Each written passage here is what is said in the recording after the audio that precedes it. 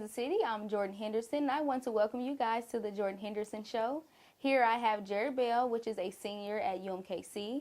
Jared, and what are you studying at UMKC? I'm studying secondary education, emphasis in middle school mathematics. I'm currently an IUE scholar, which stands for the Institute for Urban Education.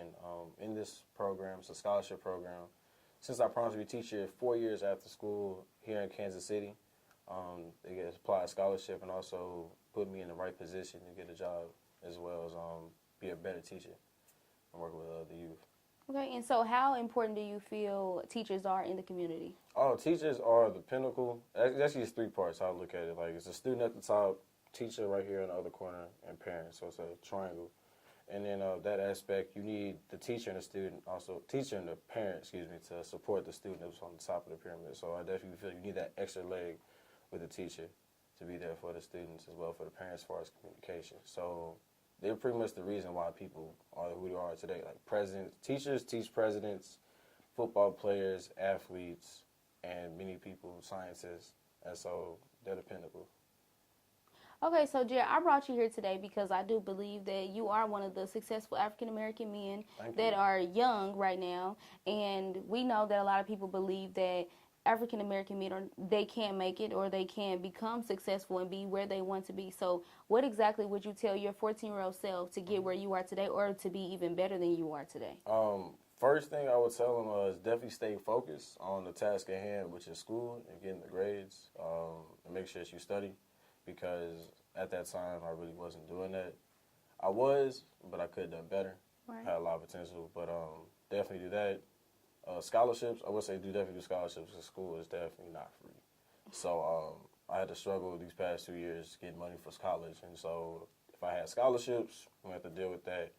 And last thing I probably tell myself at the age of 14 was cherish and appreciate my mom, because she definitely did a lot for me. And it's real easy at the age of 14 not having a job. All you gotta do is wash dishes, take out the trash, and clean up your room instead of paying bills. So definitely. So yeah, just basically telling those 14-year-olds, embrace that you're 14 years old and that you only have to do the small things now, and you can leave those responsibilities to your mom. But I know you mentioned, loving your mom and appreciating your mom, but also, what would you tell the young men that don't have father figures in the home? Oh, well, I didn't really have a father figure in my home. No offense to my father. I don't know if you were listening or watching, but I still love you. But it's just a simple fact that you got to really reach out and talk to other male mentors. There's plenty of them still out there, teachers, football coaches, or just people around in your community as far as uncles or parents. And definitely be okay to ask for help.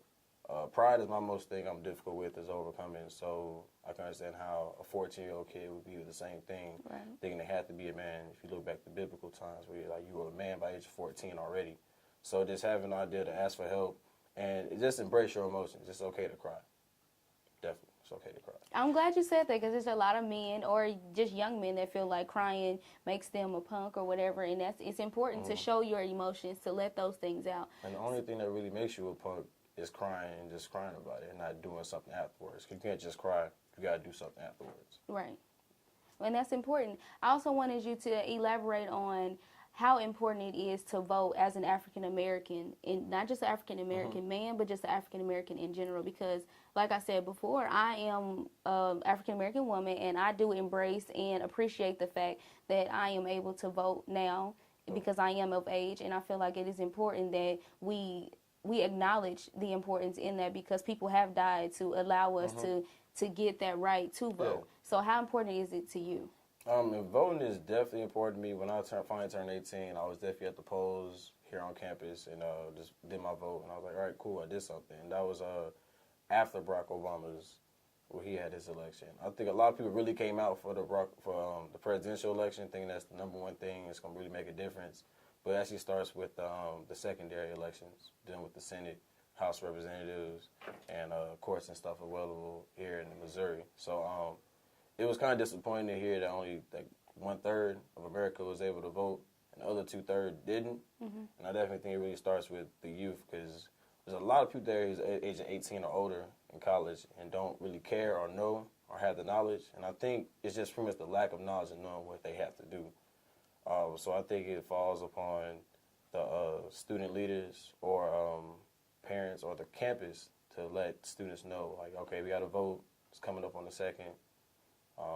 Get out there and vote prior, a month in advance, maybe 2 months in advance, getting people talking about it. Right. Because you see all the commercials, you get tired of watching it during a football game, and so you're not really paying attention to it because it's a commercial. Right. And also for those that do actually vote, just make sure that when you are voting that you know why you're voting and what you're voting for. Have that knowledge of what's going on with the Senate, what's going on with the House of Representatives, everything that actually affects our community. So if you don't vote, don't complain about the problems that you do have in the community when you've had your opportunity. Exactly. You've had the opportunity to put in your vote and to be okay with what's going on in the community, but you didn't put your vote in. So I feel like that's why voting is so important, and people should actually see the importance in that. So I just want, thank you for that opinion. No but problem. just to get back to your success as an African-American man, how do you feel about the statistics that they do have about African-American men? They have a lot of statistics saying that it's a plight, it's damaging. A lot of people are dying, about the Trayvon Martin case, the Mike Brown. I'm from St. Louis, by the way. St. Louis, stand up, 314. But it really does hurt to see, and it's sad to see that we're just dying off. Like, we're literally an extinction is about to happen.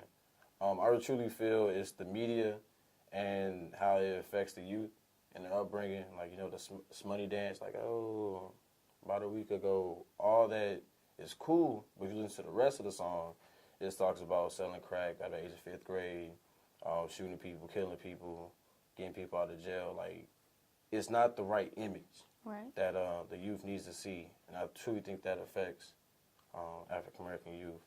And I feel like we are the best. We're the top-notch race on this earth, if I can be honest with you. Yeah. And so they're trying to kill us off because they know the potential that we have in ourselves to be great.